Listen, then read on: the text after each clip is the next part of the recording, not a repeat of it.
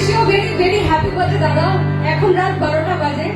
আমার মনে হলো এর থেকে বেস্ট উপায় আর কিচ্ছু নেই তোমাকে হ্যাপি বার্থডে উইশ করার জন্য।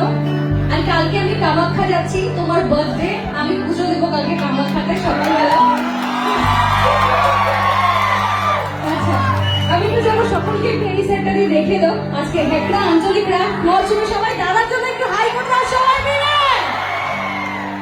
This side, এই সাইডটায় অবশ্য।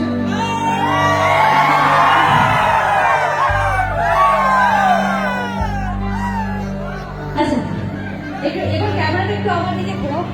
আচ্ছা, হ্যালো, সেই ভোকালটা দিন একটু।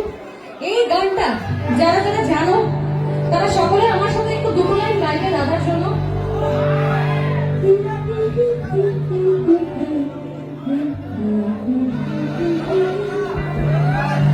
One, two, three. बार बार दिल के आए, बार बार दिल के गाए, बार बार दिल के आए, बार बार दिल के गाए, तुझे हजारों साल ये मेरी है आरज़ू।